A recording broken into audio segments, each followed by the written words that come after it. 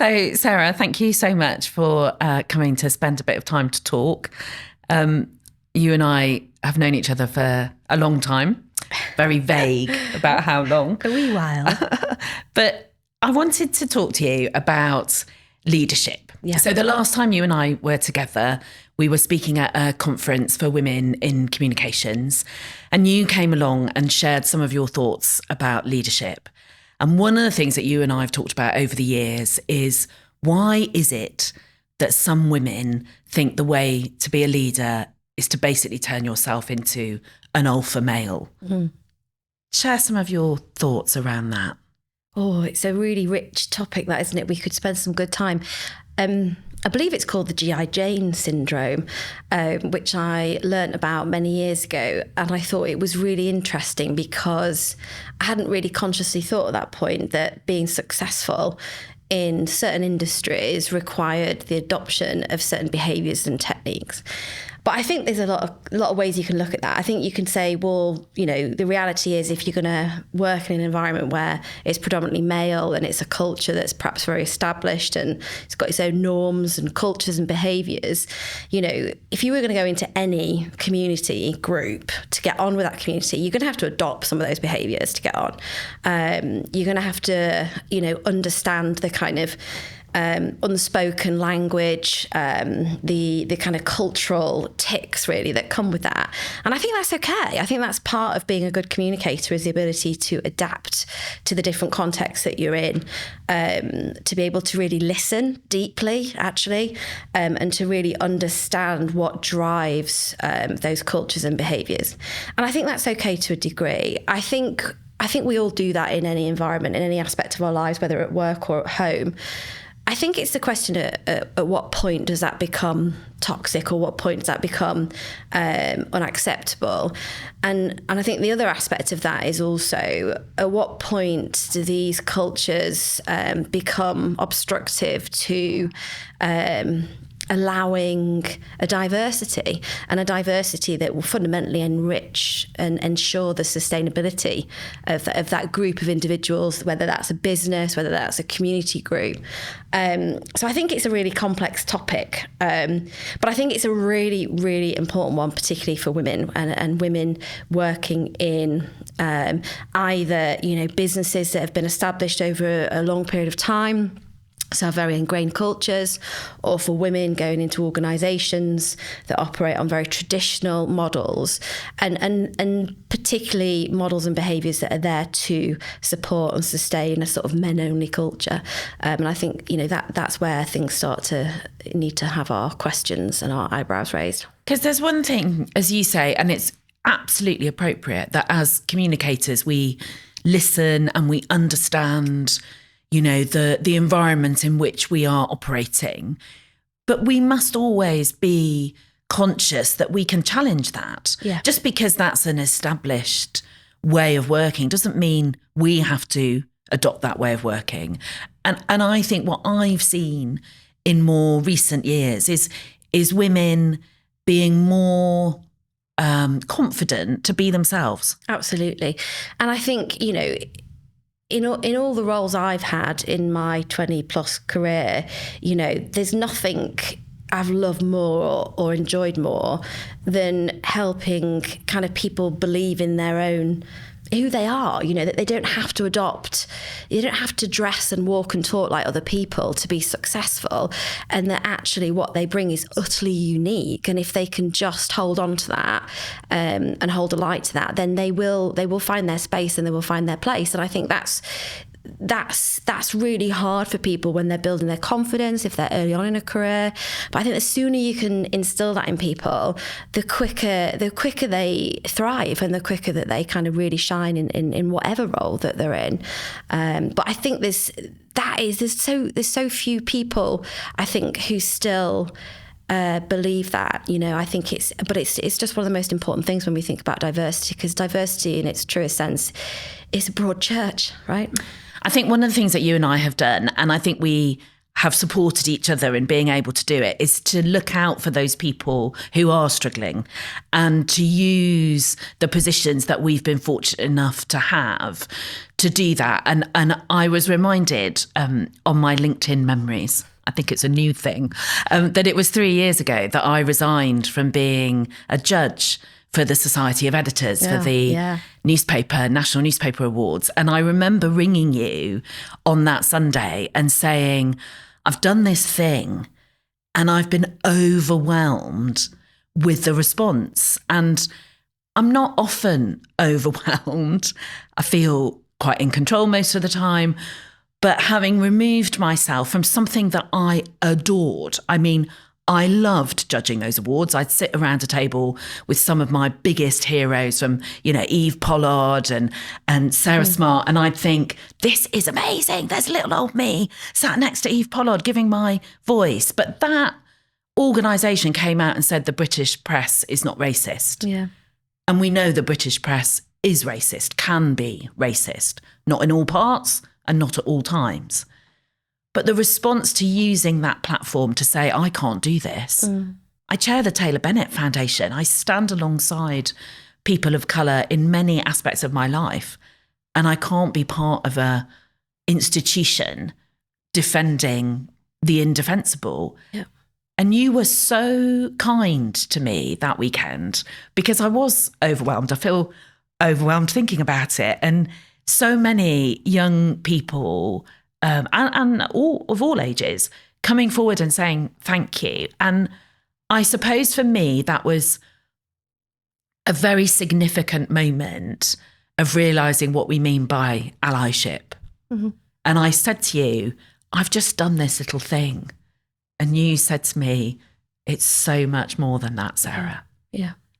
And there is a responsibility, isn't there, when you're in a position of leadership or influence to show that allyship, to make decisions that aren't necessarily about you, but are about others. Yeah, absolutely. Gosh, I mean, it makes me think about power, really, actually. And I think, and almost reflecting back on your previous question about, if you find yourself as an employee or in a group where, the values of that organisation or the culture doesn't fit with you, what's your power? Is your power to adapt? Is your power to walk away? I think the truth is, the more senior in life you become and more perhaps, successful in your career you become, you can make different decisions about how you use your power. And I think that's something that comes with massive responsibility. And I think if you are making decisions about how you use your power or how you give your power away, and it's not anchored in values that are human, then I think things can go wrong really, really quickly. And that is, we see that all the time in life, right? We see power, I think my 12-year-old daughter was doing a philosophy essay recently and the title was, does power corrupt or are humans corruptible? Which I thought was an incredible topic for a 12-year-old girl. And I remember discussing that with her and it made me realise my belief is that, humans, we're all corruptible. And I think power is something that has to be handled so carefully. And I think power not anchored in values is an incredibly dangerous thing. I don't know if that really answers your question, but I think it certainly reflects on the fact that you took your power and you actually made a decision to give it away based on your values. And it's probably clear now and was clear then that when you relinquished that power because it wasn't in line with your values, you actually found a new power and one much more meaningful and generative, I think. And I think also that grounding is so important. And, I think you and I have got a really strong friendship that came out of a really strong professional relationship. Yeah. But in that is such levels of honesty. Yeah. And I think that to me is probably the thing I value the most, is that to have a friendship with someone who will tell me the truth. Yeah. Because I think that that's when it gets out of control, Yeah. is when you are surrounded by people who either agree with you all the time or just don't feel able to tell you the truth. Yeah. And I think you and I have both worked in many different organisations with many different people. Yeah. And I've always told the truth. Yeah. And sometimes that's got me a lot of thanks. Yeah. And sometimes it really hasn't. Yeah. But I can't not do it. Yeah. And I don't mean, telling someone what I think of what they're wearing. Yeah. I mean calling out Yeah. behaviours of organisations or of leaders of those organisations that I don't believe to be correct, based in values. Yeah. But that can be quite lonely, can't it? To feel that you need to stand up to somebody. Yeah. I mean, yeah, it can be. It can be. And for me, it's sort of irreconcilable. You get to a point, I guess, where you know who you are and you do know who you value, what your values are. And that's so much about who you show up to be for others and for yourself and for your family and for your friends. And you can't suddenly detach yourself from that and still operate in your fullest self, right? And you have to be operating at your fullest self, whether if you're in a position of leadership, if you're a parent, if you're a friend, you owe it to yourself and everyone to be true to yourself. And I think, when you're not true to yourself, again, things can really go quite wrong for you, on a human psychological level, I think, but also for others, it doesn't end well. And I guess you could say, I sort of grapple with the word privilege, but I suppose it's a privilege to be able to make those decisions, because not everyone can. I mean, actually, you talk about that time we recently were at a conference together, and I remember we were talking about leadership and supporting others, and I was talking a lot about how leadership is a behaviour, it's not a job title. And I was fortunate to have some colleagues with me who were much junior, and they demonstrated with brilliant examples. But somebody in the crowd made the point that in their role, in their organisation, they didn't have that power, and they certainly didn't have a leadership above them who supported a culture of values, but also were not going to tolerate somebody who stood up when things weren't right. And I think that's a reality. So many of us are privileged to use the positions that we're in to say no to bad behaviours or to walk away from bad behaviours. But everyone else is, not everyone else does. And I think, that's where the work needs to be. I think it's so important, Sarah. And I often think about those women in particular who don't have a choice. Yeah. Who are literally having to do that job or that task because they have to earn the money to put the food on the table or to look after themselves or their children. And I think so that when you and I make some of the decisions that we make, I know that I'm doing that for all those women who can't. Yeah.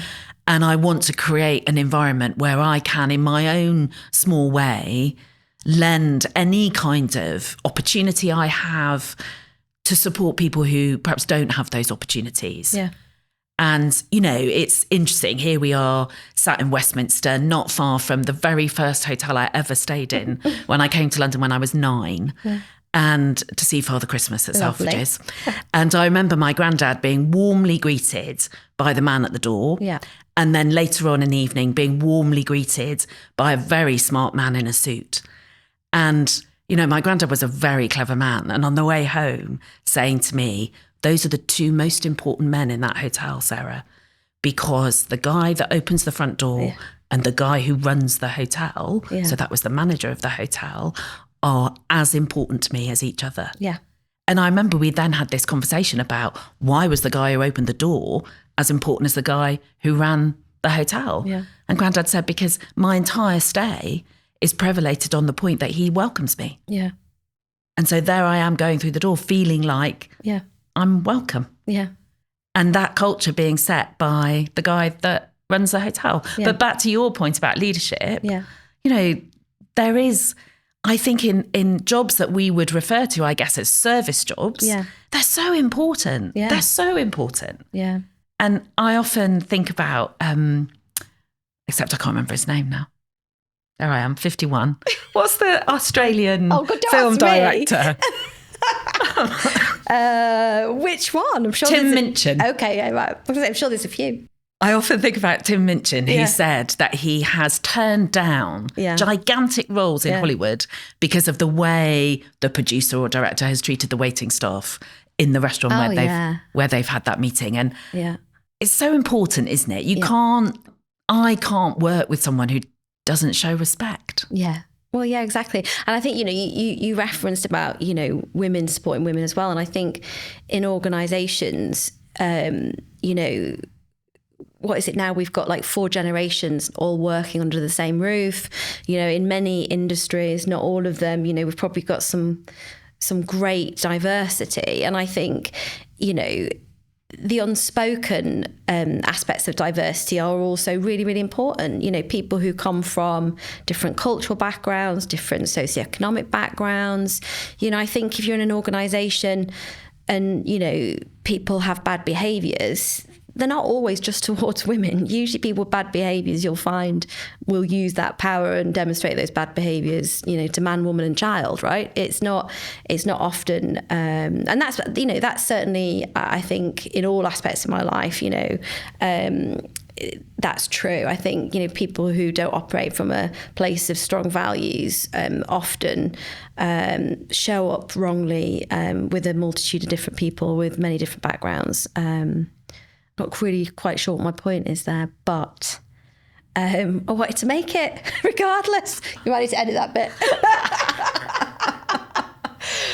Because what you just did make me think about that, which is, I think I've been so lucky in so many places I've worked, so many clients I've had. There are so many clients I've had that, and, when you work in an agency, you're effectively getting to experience what it's like to work in lots of different businesses, lots of different organisations, lots of different cultures, lots of different rhythms of business.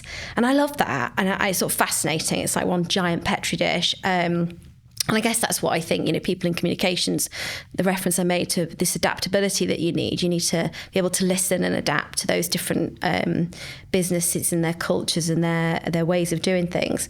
And I think that gives us a gift as communicators to be much more tuned in, therefore, not only to the strengths of those organisations, but also the potential weaknesses and around, the cultural strengths and the leadership strengths, but also the potential weaknesses. So I think it's just really interesting to think about inclusion in a really broad sense. So we talk about diversity, we talk about inclusion a lot. Yeah.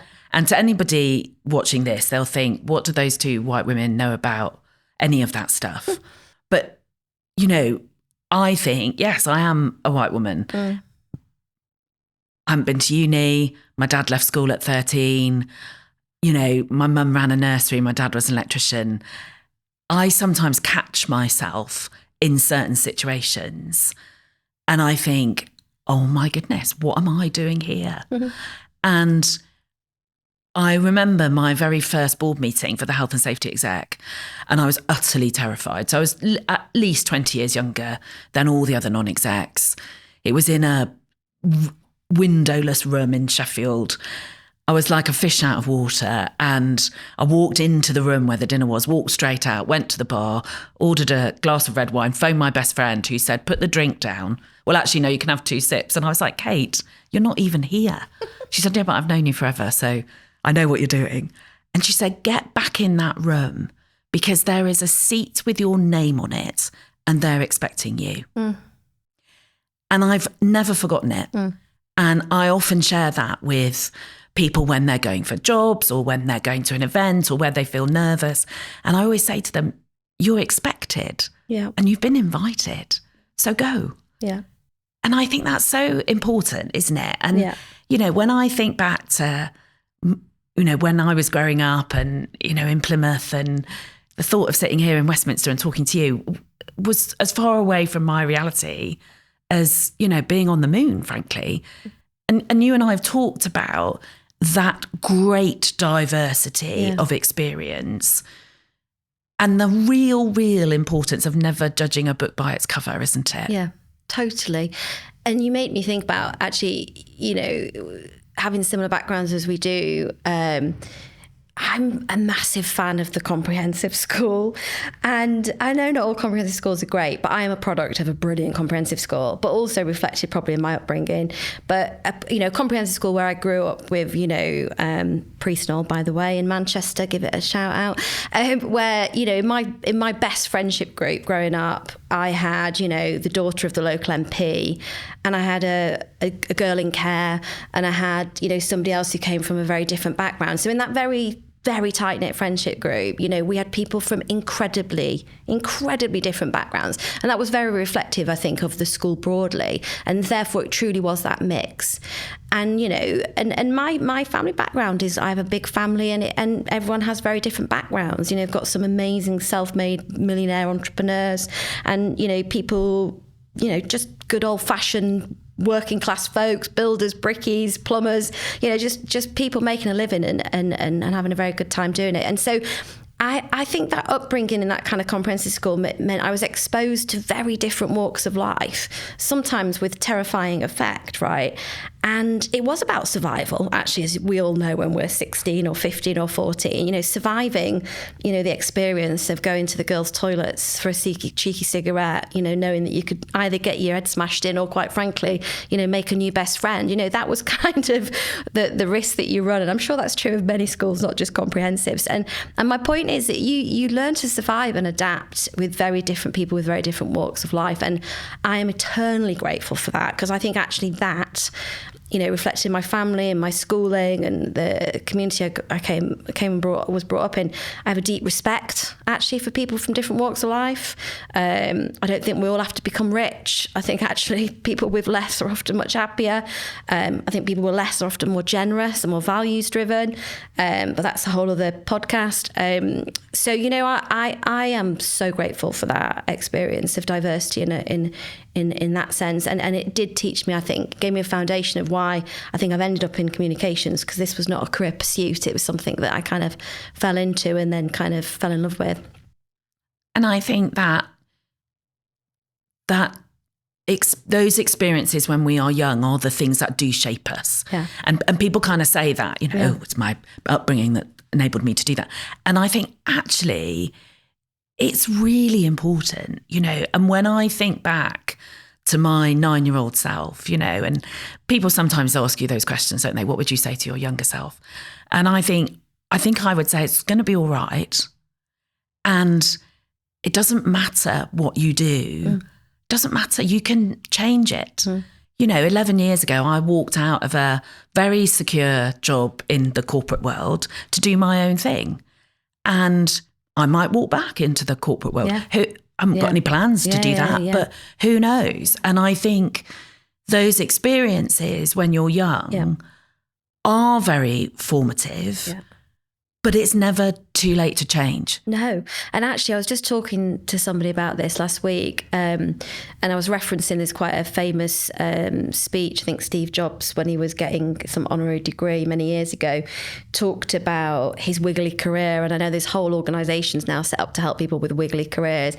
And, he talked about the fact if he'd not, done graphic design and then fallen out of art college or whatever it was, I can't quite remember the details, he would never have founded Apple. And I just think that's really fascinating. And I think that's why, the diversity of experience, for young people, the enablement of that, the exposure to things that perhaps their everyday life might not naturally afford them, those moments, that one experience, that one time they got on a bus and they went to London and met Father Christmas, their selfishness, there's so, the power of that seed sown is transformational. And I think that's true as well when one of the things I love so much is sort of working with teams of people, and particularly when young people come into business and employment for the first time. And I remember being that person, wide-eyed. You thought everyone who runs a business is a genius, and people who lead businesses are geniuses. And then you get there and you realise, okay, no, there's a lot of luck here. There's a lot of really hard work and sacrifice. There's a lot of focus and vision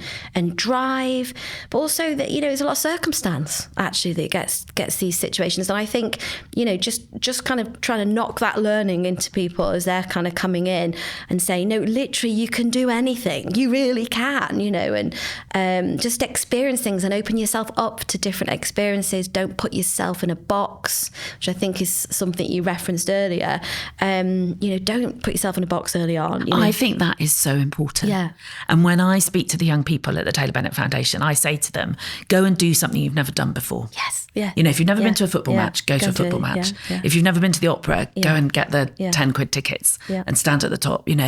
Go and do something that you haven't done, that you don't know about, and ask questions. And I think for us as communicators, that is the single most important thing that we can do, is to go and have different experiences in different places, and to give that to our children. And I think, nothing makes me prouder than when Rose will say to me, oh, Mum, I did this thing and I've never done it before. Yeah. And I just think, that's it. Go for it. And you make me think about, creativity. I've been thinking about, God, in our industry, it's like the buzzword of the century, but I've been really thinking about it recently, actually. And I've just been reading a really interesting book called The Cult of Creativity. It's very interesting.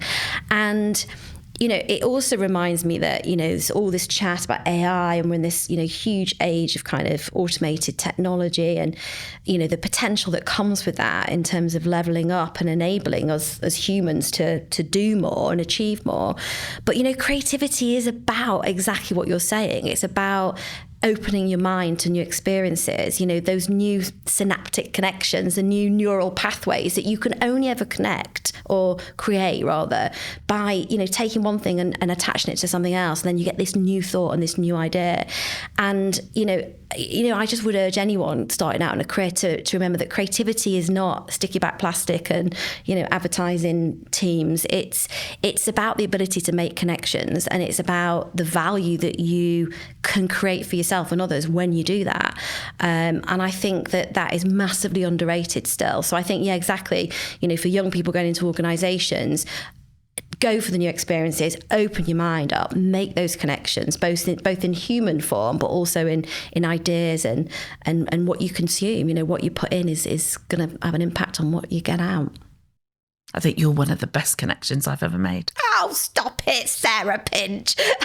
I'm bloody right back at you. Your support over the years has been phenomenal. And, and how I see you support, particularly other women in the industry and the work that you do, and, the time that you give, you put us to shade, girlfriend. Absolutely, but I continue to be inspired by that and continue to increase my involvement in such activities. So. Oh, thank you. Thank you. Thank you, Sarah. Thank you.